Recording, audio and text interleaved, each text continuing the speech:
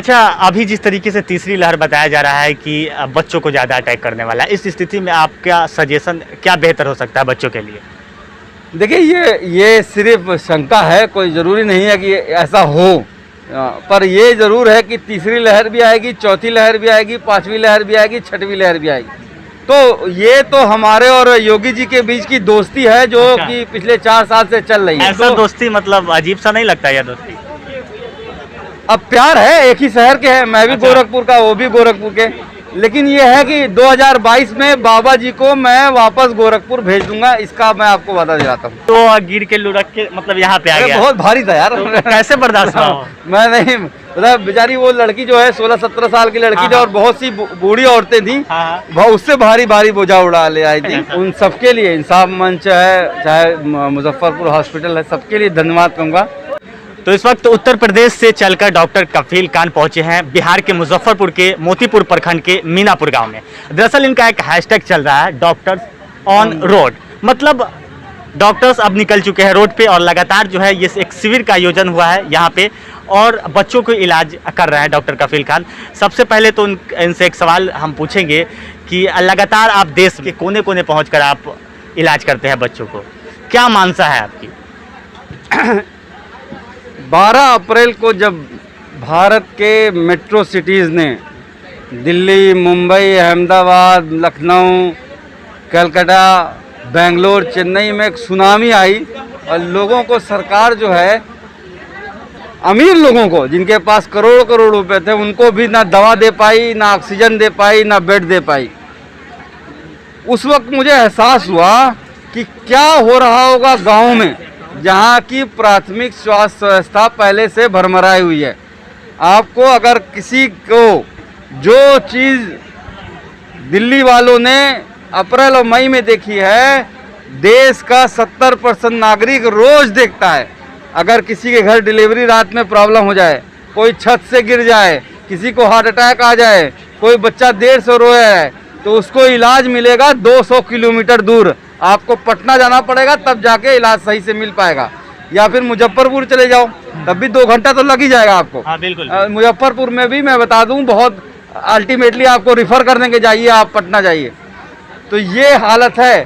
तो जो हालत दिल्ली के लोगों ने उस वक्त दिखी, अमीर लोगों ने, एलाइट लोगों ने, वो हालत हमारे देश का 70% नागरिक रोज़ झेलता है। उसको दवाई नहीं मिलती है, उसको बेड नहीं मिलता है।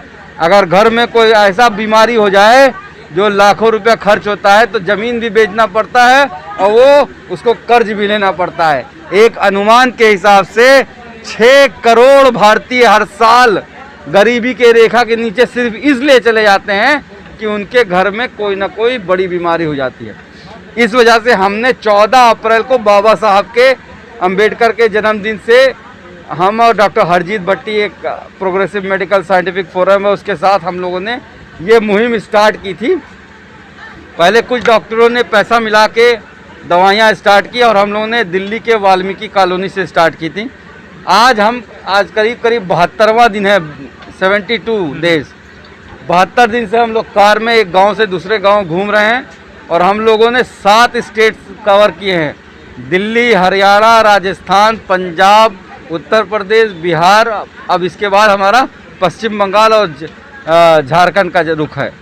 अच्छा, अभी जिस तरीके से तीसरी लहर बताया जा रहा है कि बच्चों को ज़्यादा अटैक करने वाला है, इस स्थिति में आपका सजेशन क्या बेहतर हो सकता है बच्चों के लिए? देखिए, ये सिर्फ शंका है, कोई ज़रूरी नहीं है कि ऐसा हो।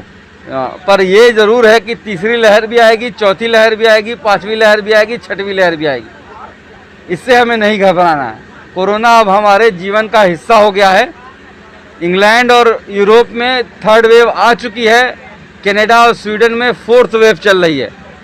जैसे हमारे प्रधानमंत्री ने कहा है कि ये बहरूपिया वायरस है, कोई भी वायरस जो होता है म्यूटेट होता है, और जैसे आप मास्क लगा के, वैक्सीन लगा के और दवाइयों से अपने आप को बचाते हो, वायरस भी अपना रूप चेंज करके अपने आप को बचाता है।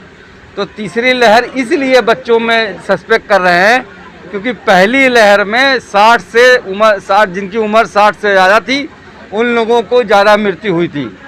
दूसरी लहर में आपने देखा कि 35 साल के 40 साल के लोगों की भी मृत्यु हो गई। बच्चों को अभी तक कोरोना ने इफेक्ट नहीं किया है। तो जो नया वेरिएंट आ रहा है, जो अपना रूप बदल रहा है, हो सकता है बच्चों में अटैक कर दे। दूसरे, बच्चों के आईसीयू बहुत कम है। बच्चों के लिए कोरोना की कोई दवा अभी नहीं है जो बड़े लोगों में यूज़ की जा रही है। बच्चों के लिए अभी टीका नहीं है।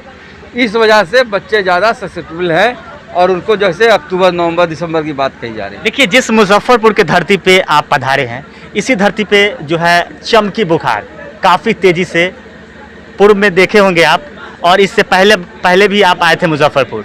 यहाँ पे काफ़ी बच्चे ग्रसित होते हैं, जैसे SKMCH मुजफ्फरपुर के अंदर में चमकी बुखार। ऐसे स्थिति में अभी क्या बचाव है? पहली बात तो बहुत दुख के साथ कहना पड़ेगा, 2013 में चमकी बीमार की सुनामी आई थी। 2013 की बात कर रहा हूँ। उस वक्त 500 से ज़्यादा बच्चों की मौत हुई थी। 2019 में, आज से 2 साल पहले, 350 इनका रिकॉर्ड है। लेकिन हम लोग उस वक्त मुजफ्फरपुर में 1 महीने से ज़्यादा रहे थे और हमारा अंदाज़ा है कि 1000 से ज़्यादा बच्चों की मौतें हुई थी।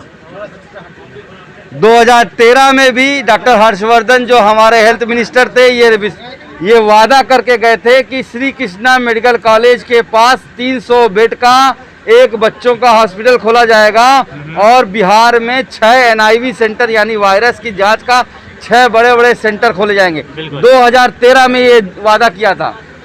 2019 में फिर वो हेल्थ मिनिस्टर बने और फिर आए थे वो, और फिर यही वादा करके गए थे कि 300 बेड का हॉस्पिटल मैं बनवाऊंगा बच्चों के चमकी बीमारी के लिए। और मैं आज आया हूं और जब मैंने सबसे पूछा क्या हॉस्पिटल बन गया है, तो 2 साल हो गया है, तो उसका कोई काम ही नहीं स्टार्ट हुआ है। तो सरकार तो सो चुकी है, हमें जागना होगा। मैं बस सबसे यही कहता हूं कि टीका जरूर लगवाएं। चमकी बीमारी का भी टीका, JE का जो टीका है उसको लगवाएं। बच्चों को अगर बुखार और झटका आ रहा है तो देर नहीं करें, इधर उधर नहीं दिखाएं, फौरन जो है आप या तो श्री कृष्णा मेडिकल कॉलेज जाइए या PMCH जाइए या बच्चों को डॉक्टर को दिखाइए। देर करते हैं तो बच्चा कोमा में चला जाता है और तब जो है उसको बचाने में बहुत दिक्कत हो जाती है। उत्तर प्रदेश में काफ़ी आप चिंता में पड़े हुए थे कुछ महीने पहले की बातें हैं, लेकिन अभी अपने आप को कैसा महसूस कर रहे हैं? ऐसे काफ़ी परेशानियाँ आपको शायद पता नहीं है, कल भी मैं इलाहाबाद हाई कोर्ट में था और रात का पोस्ट देखते हैं। अच्छा, बराबर तो आपने देखा होगा 8 बजे रात में हम लोग चले हैं और हम लोग 12 घंटे लगातार गाड़ी, क्योंकि यहाँ पे 11 बजे का कैंप था, तो हम लोग 12 घंटे लगातार गाड़ी चला के मुजफ्फरपुर आए हैं। तो ये तो हमारे और योगी जी के बीच की दोस्ती है जो कि पिछले 4 साल से चल रही है। लेकिन इतना वादा दिलाऊंगा कि ऐसा दोस्ती मतलब अजीब सा नहीं लगता यह दोस्ती? अब प्यार है, एक ही शहर के हैं, मैं भी गोरखपुर का, वो भी गोरखपुर के। लेकिन ये है कि 2022 में बाबा जी को मैं वापस गोरखपुर भेज दूंगा, इसका मैं आपको वादा दिलाता हूँ। अच्छा, एक आपका पोस्ट हमने देखा है जो एक महिला बोझा लेकर आ रही थी, गांव में उसे बोझा बोलते हैं, शायद वह धान का होगा ना? नहीं, मवेशियों का चारा था, मवेशियों का चारा होगा, लेकिन उसको आपने अपने सर पे लिया, फिर वो गिर के लुढ़क के मतलब यहाँ पे आ गया। बहुत भारी था यार, कैसे बर्दाश्त हुआ? मैं नहीं, बेचारी वो लड़की जो है 16-17 साल की लड़की थी और बहुत सी बूढ़ी औरतें थी, उससे भारी भारी बोझा उड़ा ले आई थी। तो ये देखिए, मैं तो मास्क पहनाने के लिए मैंने उनको अपना बोझा, मतलब उनका बोझा ले लिया था कि वो मास्क पहन लें। लेकिन ये सच्चाई है कि आज भी गांव की औरतें बेचारी चारा, चाहे मवेशियों का चारा की बात हो, चाहे धान कटने की बात हो, चाहे लकड़ियाँ लेने की बात हो, चाहे पीने का पानी, कोसों दूर आज भी चलती हैं। और कहना नहीं चाहिए, लेकिन बहुत सी महिलाओं को उत्पीड़न भी सहना पड़ता है और ये सुनना पड़ता है कि मर्द जो होते हैं सर्वोच्च होते हैं। तो हम जिस दिन महिलाओं को भी हम उतना ही सम्मान देने लगेंगे, हमारा देश जो है तरक्की सही में करने लगेगा। देखिए, अंतिम सवाल आपका यही है कि जिस धरती पे, मीनापुर के धरती पे आप आए हैं, यहाँ पे आपको कितना मतलब इंतजाम वगैरह हुआ है? रिसालत जो कि पंचायत समिति के उम्मीदवार भी है और भी उनके सहयोगकर्ता बहुत सारे हैं जो कि लगातार जो है आपके मुजफ्फरपुर में प्रचार प्रसार के जरिए, ऑटो के जरिए घूम रहा था, गाड़ी वाहन प्रचार हो रहा था। ऐसी स्थिति में उन लोगों के लिए क्या कहेंगे? आप यहाँ आए हैं मीनापुर में, उन सबके लिए, इंसाफ मंच है, चाहे मुजफ्फरपुर हॉस्पिटल है, सबके लिए धन्यवाद कहूँगा। पर मैं खासकर बिहार वालों के लिए धन्यवाद करता हूँ। मुझे इतना प्यार मिलता है मतलब मुझे याद है 2019 में जब हमने कुछ कैंप स्टार्ट किया था चमकी बीमारी का, तो मैं सिर्फ 3 दिन के लिए आया था, 19, 20, 21 जून के लिए, और फिर 1 महीना रह गया। मतलब एक पे के बाद एक कैंप करते गए, और वो भावना जो एक तरह से लोग जो हैं, जो मैंने झेला है यूपी में, वो यहाँ पे मैंने उतना नहीं देखा। और लोगों में बहुत प्यार मिला और बहुत अफेक्शन मिला है पूरे बिहार वासियों से।